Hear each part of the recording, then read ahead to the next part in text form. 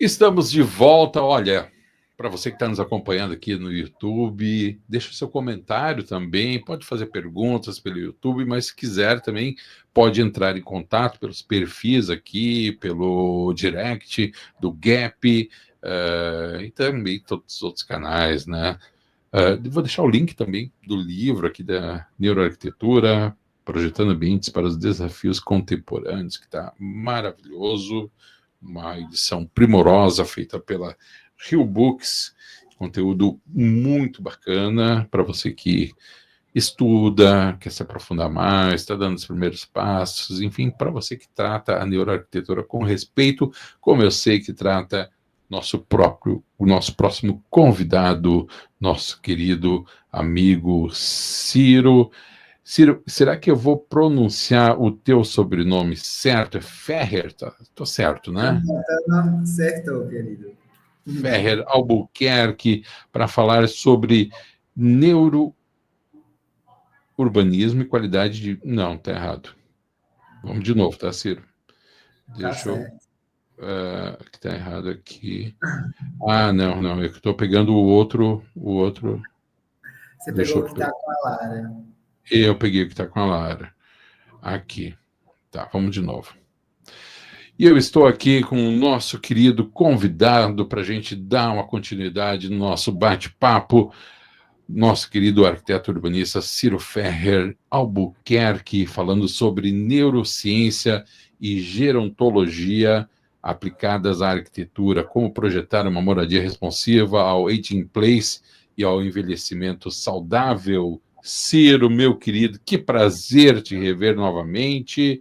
Seja muito bem-vindo numa circunstância extremamente agradável como é essa do lançamento do livro, a quem eu já te parabenizo também. Bem-vindo. Obrigado, querido. Também é muita honra estar aqui com você novamente, né? E especialmente nesse momento, né? Do lançamento do livro, com pessoas tão maravilhosas que o integram, né? Imagina, o privilégio todo nosso. Ciro, para a gente começar o nosso bate-papo, existe uma questão aqui que eu acho que talvez as pessoas, não vou falar somente da arquitetura, mas também da arquitetura, mas de uma maneira geral, e eu vou pedir que tu te aprofunde um pouco no tema. Porque os profissionais da arquitetura e as pessoas de uma maneira geral devem ficar atentos ao envelhecimento da população, meu caro.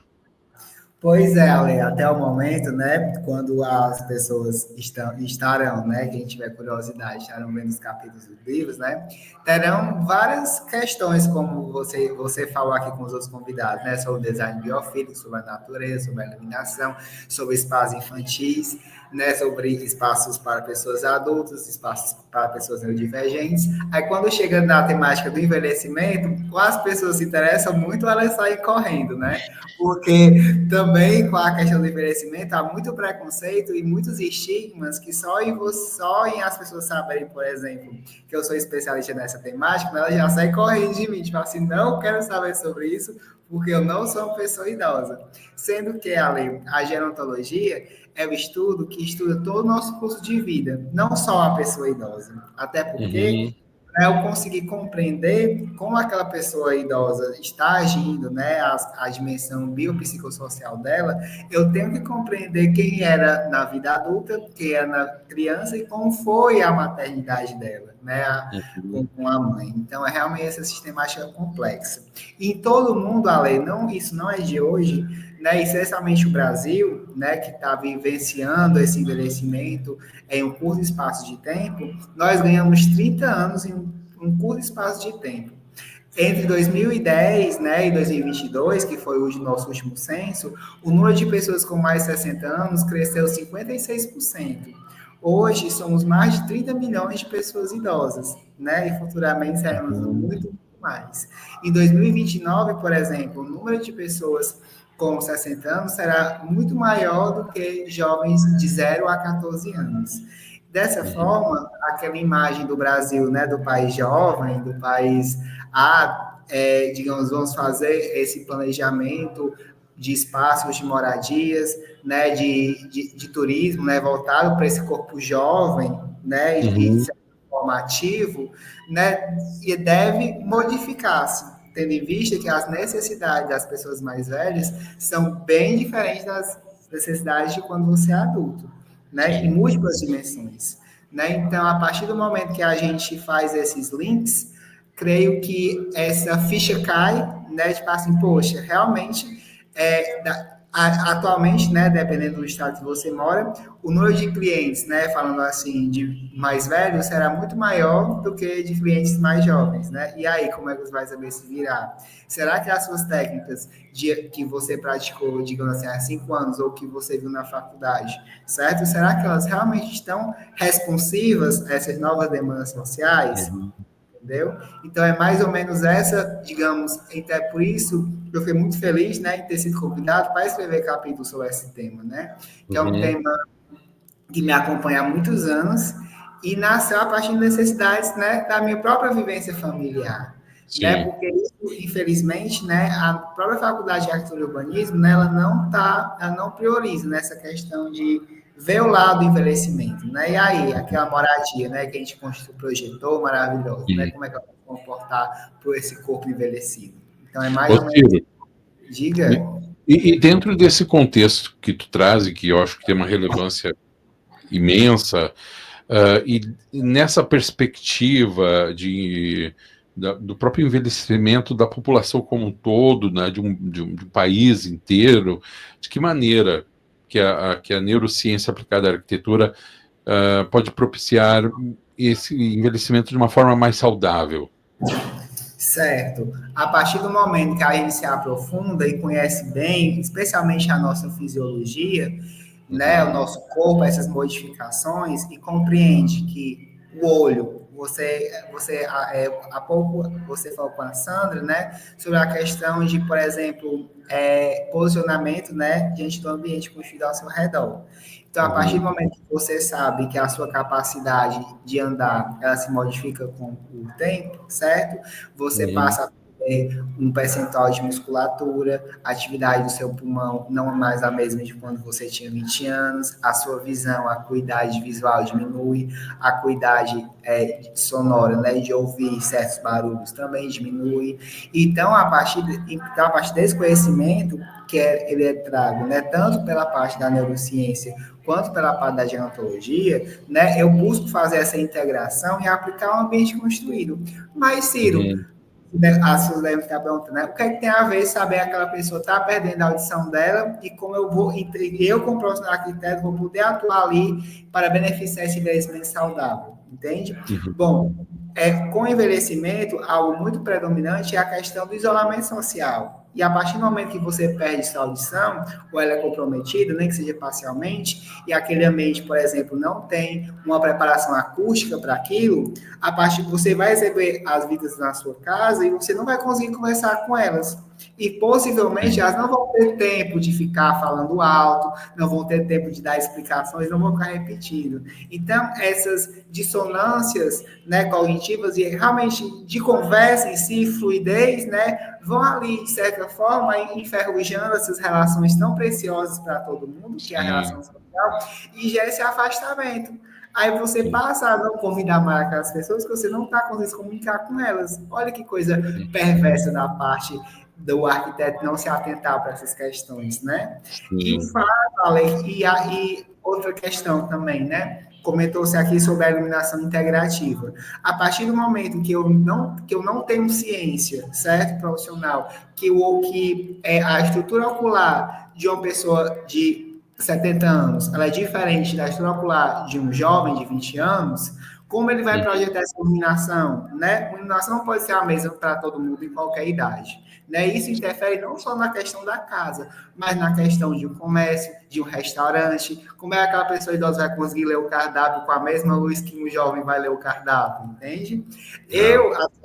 Eu tenho um grupo, né, com as minhas amigas 70, 80 mais, e elas criticam muito que chegam no restaurante, não conseguem ler o cardápio, ou não tem cardápio, o QR Code, né? E aí elas não têm dificuldade de acessar o QR Code, né? Então, além Sim. da casa em si, é realmente o ambiente construído, o espaço que a gente habita, né? E a Verdade. reflexão que eu busco levar é, tipo, você é arquiteto, né? Porque para a gente ter essa compreensão, a lei do nosso próprio envelhecimento, a gente tem que parar para pensar e parar com essa ideia de que a pessoa idosa é o outro, mas sim nós no futuro, né? A gente está aqui Exato. envelhecendo a cada segundinho, né? E a gente vai envelhecer. A gente esquece que nós somos os outros dos outros também, né? Justamente porque a pessoa idosa é o jovem que deu certo, não é É. verdade? E se a Ô, gente tá... Ciro, me diz uma coisa. Eu sei que o tema Aging Place, a mim também é bastante caro, tu sabe, tu conhece a minha história com minha mãe e tal, né? Mas de que forma que, e eu sei que é caro, evidentemente, para ti também, né? Mas de que forma que a gente pode definir hoje, atualmente, o Aging Place frente a tantos desafios que essa população enfrenta, especialmente dentro da arquitetura? Certo. O Aging Place, Ale, ele possui tanto a tradução, né, em português de Portugal quanto a tradução em português, né? Mas, de certa Uhum, forma, a tradução dele é envelhecer em casa e na comunidade, certo? uhum, Porque muitos autores focam na questão residencial e esquecem da comunidade, porque a gente tem que sair de casa, a gente tem que vivenciar e experienciar, né, a nossa cidade, né? A gente tem que se integrar sinergicamente com todo o nosso redor, né? Especialmente com a comunidade. Então, a partir do momento que todo o ambiente construído ao meu redor ele está se adequando às minhas possíveis necessidades, digamos, poxa, eu até mesmo uma pessoa mais jovem, né, quebrou uma perna, vai ali ter que passar uma semana ou 2 semanas em uma cadeira de rodas ou com o pé engessado. Será que a casa dela, será que o bairro dela, será que existe ali um calçamento, uma entrada adequada para que ela consiga continuar a sua vida com aquele pé dela quebrado? Entende? Porque, querendo ou não, a morfologia do corpo passa a ganhar ali um anexo, né, que no caso é o gesso, né? Isso modifica toda a nossa forma de andar. Então, o sim. Age Place não é só apenas pensando em uma pessoa que anda e vai ficar na cadeira de rodas para sempre, e vamos aqui ver como a casa vai compensar essa perda de mobilidade, né? Digamos assim. Não, o Age Place é para todo mundo, desde a questão da criança, de você pensar em colocar um piso derrapante para aquela criança não cair, né? E também pensar que aquela pessoa idosa também não vai cair com um piso antiderrapante, Sim. entende? Você, por exemplo, tá ali um banheiro liso, né? Poxa, um banheiro liso, risco de queda. Se você cair, tanta coisa horrível pode acontecer, né, Ale? Mas a partir do momento que você sabe que se você aplicar um filtro antiderrapante no banheiro, você vai ali mitigar o risco de queda para todo mundo, entendeu? Sim, sim. Uma barra de apoio bem alocada, né, com orientação de um profissional. Então, são esses pequenos detalhes, né? Como diria a minha orientadora, que é a Zilza Santiago, que ela é uma das coautoras do capítulo, e por isso que eu chamei ela, né? A acessibilidade de qualquer edificação, seja na sua casa, ou seja de qualquer outro ambiente construído, em qualquer projeto, ele está na essência do profissional. Não é você Uhum. pensar depois, ele tem que estar embutido, tem que estar no DNA de tudo isso, né? E a outra coautora, aproveitando, a Renata Marinho, né, que é uma querida que faz parte, junto comigo, da SBGG, ela é coordenadora da parte da gerontologia, né, que ela é fisioterapeuta. Então, o cuidado que ela tem, né, ao chegar, ao realizar as suas visitas domiciliares, entende? Então, ela também tem esse olhar de saber, poxa, se aquela cadeira está adequada, né, para a coluna daquele paciente dela. E aí tem essa integração, porque olha que coisa louca, né? Digamos assim, você é um fisioterapeuta, né? Chega na casa do paciente, faz os exercícios, você sai e ela vai sentar em uma cadeira que deixa as costas dela não tão bem apoiadas, né? Por isso que essa multidisciplinaridade é tão cara na gerontologia, né? E por isso que Sim. eu, como profissional, não faço verão sozinho. Eu preciso de um fisioterapeuta para me auxiliar. Eu preciso de um terapeuta profissional para me auxiliar. Entende, Muito, Ale? Porque a gente não pode pegar um com as costas e tipo assim, eu sou o dentro de saber e acabou-se a história. Logicamente não, não, não. né? Meu Olha, querido, deixa eu certo. passar aqui o nome completinho das nossas coautoras, Elsa Maria Pinto Santiago e a Renata Marinho Pereira, juntamente com Ciro Ferrer Herbster Albuquerque, responsáveis pelo capítulo 12 desse livro maravilhoso, Neurociência e Gerontologia Aplicadas à Arquitetura, como projetar uma moradia responsiva ao aging in place e ao envelhecimento saudável. Ciro, meu querido amigo, que prazer poder te rever. Parabéns aí por pela tua participação e pelo livro como um todo, né? A gente já comentou ao longo desses vídeos todos aqui a importância de uma publicação como essa. Ah, tu também tem o teu? Eu também tenho Mas aqui. é claro. O teu tá autografado? Garanto que não. Ô Ale, magoou agora, viu? Magoou. Mas Tudo bem. o meu também não tá, se isso te conforta. Grande abraço, meu amigo. Até a próxima, Ciro. Tchau, querido. Muito obrigado.